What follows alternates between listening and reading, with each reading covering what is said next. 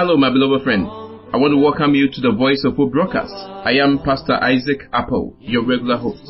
Today I want to share a wonderful story with you, and it's entitled, The Wood and the Sandpaper. There once lived a humble wood carver who was so good at what he did that he became very popular in the area that he lived. One day, this wood carver decided to make a very beautiful sculpture as a gift to the king on his birthday. He needed the best wood to make this special sculpture so that the king would be pleased with it. So he searched and searched until finally he came across this ragged, dirty old piece of wood in the bush. It didn't look good at all, but the wood carver saw something good in that dirty wood, so he brought it home. On the way to his shop, the wood carver stopped by another store and bought a sandpaper. The wood carver placed both the dirty wood and the sandpaper in his truck and drove away. As soon as the sandpaper saw the dirty wood, it started making fun of it. The sandpaper said, "Oh, you are so dirty. You are good for nothing. I will make sure I scratch your dirty stinking body so hard that you cry." Now when they finally got to the shop, the wood carver said to the dirty wood, "I am going to have to cut some of your dirty skin away. I need to do that if you want to be appreciated when people see you." The wood didn't say anything because he also wanted to look nice. When the wood carver removed the dirty bark from the wood, he said, "Now I have to use the axe and the chisel to remove some of the hardened and unwanted weight from you and mold you into the desired shape. This will be painful, but please try and bear patiently to the end." The sandpaper, which was at this time relaxing on the bench, started laughing and making so many unpleasant remarks at the wood. When the wood carver started using the axe on the wood, the pain was unbearable. The wood cried and cried. It got to a point where the wood shouted, "I can't do this anymore. Why me? Why do I have to go through all this pain and hardship?" But the wood carver kept on chiseling despite the cries of the wood. And as he chiseled and axed, he also comforted the wood, saying, "Never give up. It will soon be over. This too shall pass." After about 2 weeks, the wood carver finished shaping the wood into the desired shape, but this was just the beginning of its pains, because it was still not smooth enough. At this point, the wood carver then took the sandpaper and started rubbing the rough, hard surface of the sandpaper on the delicate surface of the wood. It was just too much to bear. There were pieces of the wood skin all over the place, and it cried and cried as the sandpaper moved up and down on its body. But the sandpaper was enjoying it. He kept saying, "I told you I was going to make you cry. You are a worthless piece of wood. You are never going to be anything good in your life." But when the wood carver was done sandpapering the wood was now shaped smooth and nice, but still not that beautiful to be presented to the king.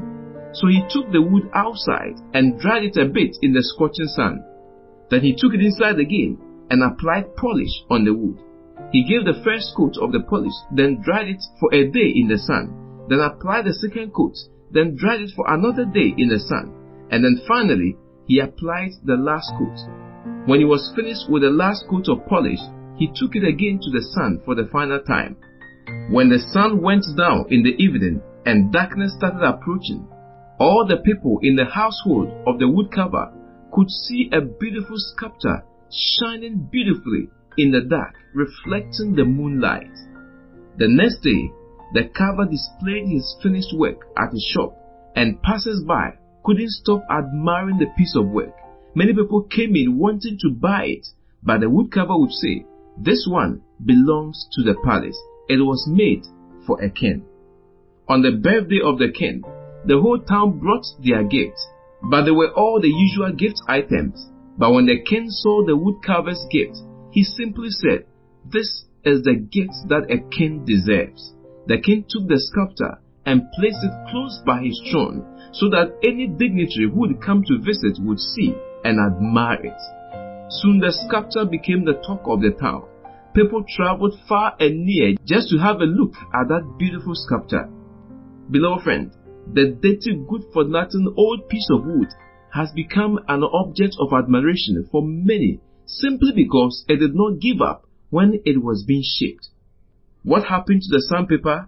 Well, the sandpaper, after enjoying rubbing itself against the wood, lost all its raw surface that made it good, and became nothing but a useless piece of paper which was good for nothing but to be burnt as waste.